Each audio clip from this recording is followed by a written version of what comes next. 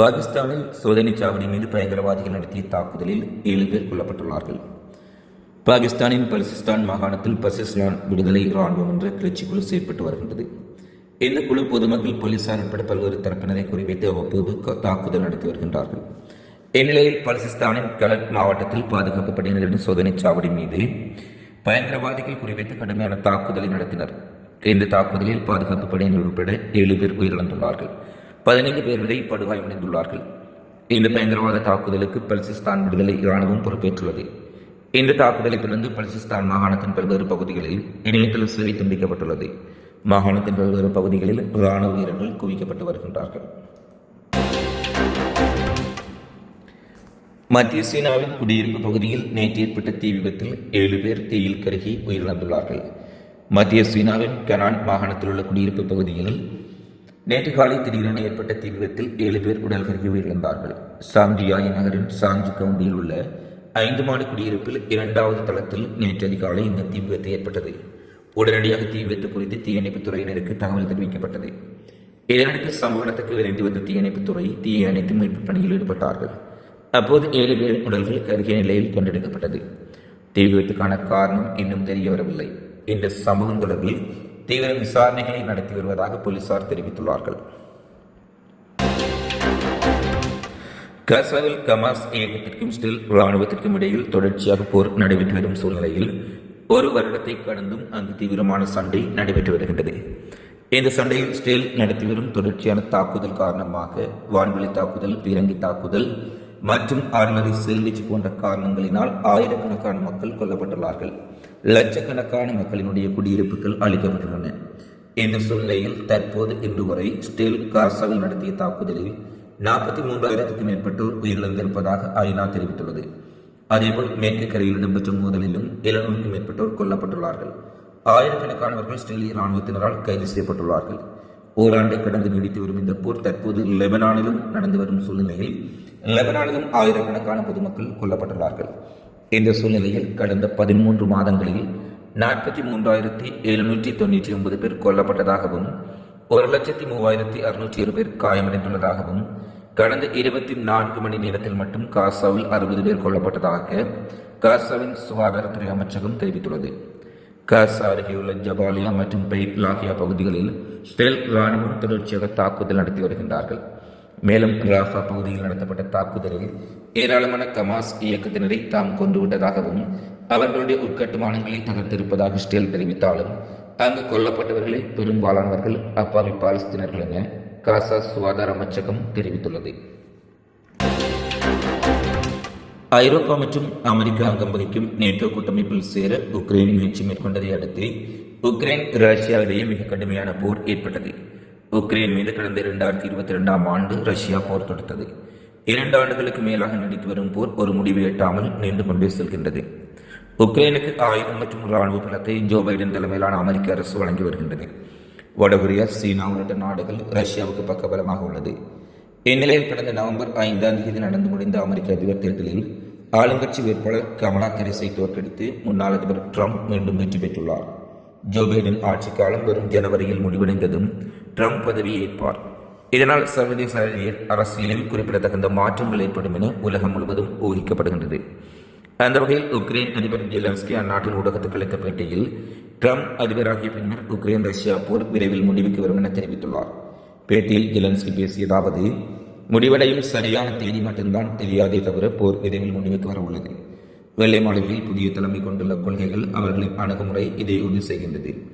Trump அமெரிக்க தேர்தலில் வெற்றி பெற்ற பின்னர் அவருடன் பேசினேன். இந்த உரையாடல் ஆக்கபூர்வமாகவே அமைந்தது. நமது நிலைப்பாட்டுக்கு எதிராக அவர் எதையும் பேசவில்லை. 2 வருட போர் விரைவில் முடிவடைய உள்ளதாக ஜெலன்ஸ்கி உறுதிபட கூறியிருப்பது சர்வதேச அரங்கில் முக்கியத்துவம் பெற்றுள்ளது. ஏற்கனவே தனது மார் எலோகோ எஸ்டேட்டில் நடந்த கண்காட்சியில் ட்ரம்ப் கலந்து கொண்டார். அப்போது பேசிய அவர், மேற்கு ஆசியாவில் அமைதி ஏற்படுத்துவதற்காக எனது நிர்வாகம் கடுமையாக செயல்படும். ரஷ்யாவும் உக்ரைனும் போரை நிறுத்த வேண்டும். ரஷ்யா உக்ரைன் போரை முடிவுக்கு கொண்டு வருவதற்கு முன்னுரிமை அளிக்கப்படும். இதற்காக நாம் மிக கடுமையாக உழைக்கப் போகின்றோம் என ட்ரம்ப் குறிப்பிட்டுள்ளார். அமெரிக்க அதிபர் தேர்தலில் வெற்றி பெற்றுள்ள ட்ரம்ப் ஜனவரி மாதம் 20ஆம் தேதி பதவியேற்கின்றார். அவர் தற்போது தனது ஆட்சி நிர்வாகத்தில் இடம்பெறுபவர்களை தேர்வு செய்து வருகின்றார். இந்த நிலையில் வெள்ளை மாளிகையின் செய்தி தொடர்பாளராக கரோலின் லெவிட் என்ற 27 வயது பெண்ணை நியமனம் செய்துள்ளார். இவர் ட்ரம்பின் பிரச்சார உதவியாளராக பணியாற்றியிருந்தார். இதுகுறித்து ட்ரம்ப் கூறும்போது, கரோலின் லெவிட் மேடையில் சிறந்து விளங்குவார் என்று எனக்கு மிகுந்த நம்பிக்கை உள்ளது. மேலும் அமெரிக்காவை மீண்டும் சிறந்ததாக மாற்றுவோம் என்ற செய்தியை மக்களுக்கு வழங்க உதவுவார் என்றார். வெள்ளை மாளிகையின் செய்தி தொடர்பாளர் பதவியை வகிக்கும் இளம் வயது நபர் கரோலின் லெவிட் ஆவார். இதற்கு முன்பு 1969ஆம் ஆண்டு 29 வயதான ரான் ஜிக்லர் நியமிக்கப்பட்டிருந்தமை குறிப்பிடத்தக்கது. ரூபாய் 84 கோடி மதிப்புள்ள 1400 பழங்கால கலைப்பொருட்கள் இந்தியாவிடம் மீள அமெரிக்காவால் ஒப்படைக்கப்பட்டுள்ளது. 84 கோடி ரூபாய் மதிப்புடைய கொள்ளையடிக்கப்பட்ட 1400க்கும் மேற்பட்ட பழங்கால கலைப்பொருட்களை அமெரிக்கா இந்தியாவிடம் ஒப்படைத்தது. நியூயார்க்கில் உள்ள இந்திய துணை தூதரகத்தில் முறைப்படி இவை திரும்பி ஒப்படைக்கப்பட்டன. இதுகுறித்து அமெரிக்க வெளியுறவு வட்டாரங்கள் தெரிவித்துள்ளதாவது, தெற்கு மற்றும் தென்கிழக்கு ஆசியா முழுவதும் உள்ள நாடுகளில் இருந்து திருடப்பட்ட கலைப்பொருட்களை திருப்பி அனுப்புவதற்கான தொடர் முயற்சியின் ஒரு பகுதியாக இந்த கலைப்பொருட்கள் இந்தியாவிடம் திரும்ப ஒப்படைத்துள்ளோம் என கூறியுள்ளார். மன்ஹாட்டன் மாவட்ட வழக்கறிஞர் அலுவலகம் வெளியிட்டுள்ள செய்திக்குறிப்பில் தெரிவிக்கப்பட்டுள்ளதாவது, 10 ஆண்டுகள் சிறை தண்டனை விதிக்கப்பட்ட நான்சி வீனர் மற்றும் சுபாஷ் கபூர் ஆகியோரால் நடத்தப்பட்ட கொள்ளைகள் மீதான தொடர்ந்து பல விசாரணைகளின் விளைவாக இந்த கலைப்பொருட்கள் கண்டுபிடிக்கப்பட்டு திரும்ப ஒப்படைக்கப்பட்டுள்ளன. ஜூலை மாதம் அமெரிக்காவும் இந்தியாவும் சட்டவிரோத வர்த்தகங்களை தடுப்பதன் மூலம் கலாச்சார சொத்துக்களை பாதுகாப்பதற்கான ஒப்பந்தத்தில் கையெழுத்திட்டார்கள். கடந்த செப்டம்பர் மாதம் திருடப்பட்ட 297 பழங்கால பொருட்களை அமெரிக்கா இந்தியாவிடம் திரும்ப அளித்துள்ளது. இந்த பழங்கால பொருட்கள் கிமு 2000 முதல் கிபி 1900 வரையான காலப்பகுதியில் சேர்ந்தவை.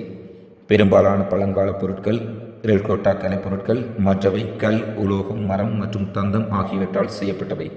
பிரதமர் மோடி அமெரிக்கா வருகையின் போது 10 பழங்கால பொருட்கள் திருப்பி ஒப்படைக்கப்பட்டன.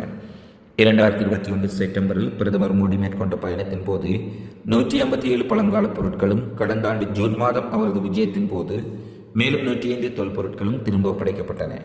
இவ்வாறு அதில் குறிப்பிடப்பட்டுள்ளது. ஸ்டேலின் எல்லைநகரமான ஸ்டோய்ட் மீது வடக்கு காசாவில் இருந்து கமாஸ் ஏவுகணை தாக்குதல் நடத்தியிருப்பதாக தெரிவிக்கப்பட்டுள்ளது. 4 ராக்கெட்டுகளை கமாஸ் ஏவிய சூழ்நிலையில் 3 ராக்கெட்டுகள் ஸ்டேலின் வான் பாதுகாப்புகளால் இடைமறிக்கப்பட்டதாகவும் ஒரு ராக்கெட் அந்த பகுதியில் விழுந்து வெடித்துள்ளதாகவும் தெரிவிக்கப்பட்டுள்ளது. இதனையடுத்து அந்த பகுதியில் சிவப்பு எச்சரிக்கை விடுக்கப்பட்டதாகவும், அதனைத் தொடர்ந்து கைஃபாவின் தெற்கே உள்ள கடலோர நகரமான அட்லிப் அருகே ஸ்டேலிய கடற்படை தளத்தின் மீது ஹிஸ்புல்லா ட்ரோன் மற்றும் ஏவுகணை தாக்குதலை நடத்தியுள்ளதாக தெரிவிக்கப்பட்டுள்ளது. லெபனானிலிருந்து ஹிஸ்புல்லா நடத்திய ஏவுகணை தாக்குதலில் இருந்து கடற்படை பகுதியில் சைரன்கள் ஒலிக்க விடப்பட்டதாக தெரிவிக்கப்பட்டுள்ளது. இந்த தாக்குதலில் ஏற்பட்ட சேத விவரங்கள் குறித்து இதுவரை ஸ்டேல் இராணுவம் உறுதிப்படுத்தப்பட்ட செய்திகளை வெளியிடவில்லை. வடக்கு ஸ்டேல் மீது ஹிஸ்புல்லா நடத்திய தொடர் ஆளில்லா விமானம் மற்றும் ராக்கெட் தாக்குதல் காரணமாக ஸ்டேலின் நகாரியாவில் உள்ள மின்சார உற்பத்தி நிலையம் செயலிழந்திருப்பதாக தெரிவிக்கப்பட்டுள்ளது. மின்சார உற்பத்தி நிலையத்தை ட்ரோன்கள் நேரடியாக தாக்கியதால் இந்த உற்பத்தி நிலையம் மிகப்பெரிய அளவில் பாதிக்கப்பட்டது. சூழ்நிலையில் மின்சாரம் பல பகுதிகளில் துண்டிக்கப்பட்டதாக ஸ்டேலிய ஊடகங்கள் செய்தி வெளியிட்டுள்ளார்கள். பெய்ரூட் மற்றும் தெற்கு லெபனானில் ஸ்டேலிய இராணுவத்தின் தாக்குதலுக்கு பதிலடியாக ஹிஸ்புல்லா குறைந்தது 42 ராக்கெட்டுகளை இதன்போது வீசியதாகவும், இந்த ஒரு ராக்கெட் நகாரியா பகுதியின் மின்சார உற்பத்தி நிலையத்தை துல்லியமாக தாக்கியதாக தெரிவிக்கப்பட்டுள்ள சூழ்நிலையில் நகரியாவின் பல்வேறுபட்ட நகர பகுதியில் இருளில் மூழ்கியிருப்பதாக தெரிவிக்கப்பட்டுள்ளது.